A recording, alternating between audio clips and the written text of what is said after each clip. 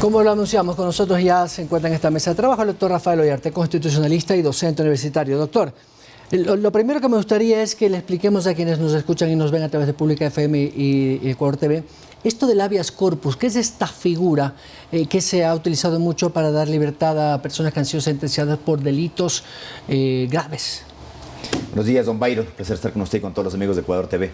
A ver, originalmente el habeas corpus, y lo seguimos manteniendo así, es la garantía, es decir, el mecanismo de protección que tienen las personas cuando han sido ilegítimamente privados de libertad. Entonces, por ejemplo, usted va por la calle, llega un vehículo oficial o de cualquier otra cosa, lo meten y sin orden le aprenden. Okay. Y no hay ninguna disposición por la cual usted esté privado de su libertad. Entonces, ¿usted qué hace? Pide un habeas corpus. Nosotros tradicionalmente y por muchísimos años teníamos el habeas corpus con los alcaldes. Así es. Entonces uno iba donde el alcalde decía, vea, tal fulano, ya, no necesariamente él, y eso se sigue manteniendo, ha sido privado de su libertad sin orden.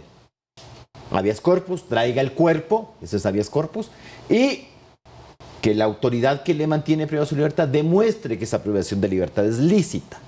Si no se demostraba la licitud, el alcalde concedía el habeas corpus y se ordenaba la libertad. Luego, eso es la Constitución, luego en el Código de Procedimiento Penal se estableció lo que se llamó amparo de libertad, así se llamaba. ¿Y para qué servía el amparo de libertad? Cuando usted tenía una orden judicial de privación de libertad.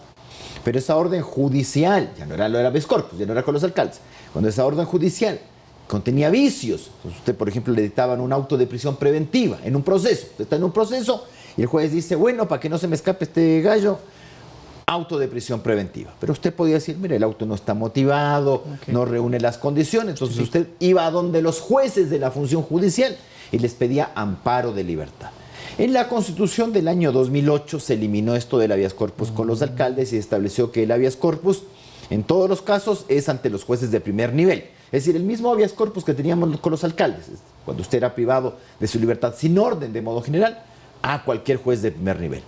Y si es que la prisión se debía, perdón, su privación de libertad se debía a una orden judicial emanada de un proceso penal, vaya a la Corte Provincial de Justicia. Es decir, manteniendo más o menos lo que teníamos tradicionalmente con el anterior habeas corpus y con el amparo de libertad, ahora solo en el habeas corpus, pero diferenciado. Si es sin orden, jueces de primer nivel; si es con orden judicial, cortes provinciales. A la Corte Constitucional se le ocurre una tercera clase de habeas corpus. No está expresamente establecido en la Ley de Garantías ni en la Constitución, sino que esto emana de unas disposiciones que son ambiguas de la Ley de Garantías. En el sentido de que, por ejemplo, si una persona es torturada, el juez debe ordenar inmediatamente la libertad y establecer medidas alternativas a la privación de libertad. No se refiere a la sentencia condenatoria, porque claro, distingamos las cosas. Una cosa es que usted tenga un auto de prisión preventiva en un proceso donde usted todavía no ha sido condenado. Si la idea es para que este no se me escape y yo lo pueda seguir juzgando, entonces le ponemos una prisión preventiva. Pero cuando llegamos a la condena, y a la condena que nosotros llamamos ejecutoria, es decir, firme, ya no hay más recursos, usted ya deja de ser un presunto inocente y va a ser un culpable. Usted es culpable de un delito. ¿Ahí no aplicaría entonces el habeas corpus como figura? En principio no, en principio no. Pero la Corte crea esto del habeas corpus correctivo en los casos de sentencia ejecutoriada. Pero comienza diciendo la Corte, porque ayer nos explicaba el presidente de la Corte Constitucional, que tenemos 20 casos, 20.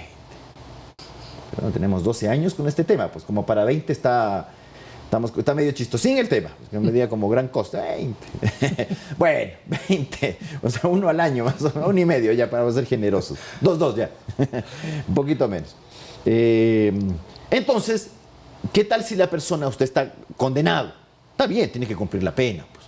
A nadie le gusta ser condenado y a nadie le gusta estar en una cárcel, ¿cierto? Si estamos de acuerdo, nadie quisiera. Yo no, por lo menos, ni a la gente que conozco ni a mis amigos. Bueno, entonces, pero claro, cuando usted está en una cárcel está cumpliendo una pena. Es una sanción. Tantos años por tal cosa, por asesinato, por robo, por peculado, por lo que sea. La gente generalmente se declara inocente siempre cuando son. No hay ningún culpable en las prisiones. Bueno, entonces, ¿qué ocurre? Usted, una cosa es que cumpla la pena y otra cosa es que le afecten sus derechos fundamentales. En eso estamos todos de acuerdo. Entonces, ¿qué tal si la persona que está cumpliendo una pena privativa de libertad está enferma? y no recibe atención médica. Entonces de ahí la Corte te saca esto del habeas corpus correctivo. Entonces claro, no entiende, el habeas corpus es para que obtengas atención médica. Entonces, por ejemplo, señor Glass, que ve sangre en las paredes y cosas raras, también veía refinerías. Entonces, no me extraña que vea sangre en las paredes. Hizo 2 maestrías también viendo sangre en las paredes, no estando sí, claro, pero por supuesto, pues, porque todos los presos hacen maestrías. El perito médico es el que determina para que el juez tenga el elemento de juzgamiento y diga, no, sí, tiene problemas mentales o físicos. Entonces, ¿qué tiene que hacer con una persona que tiene problemas mentales?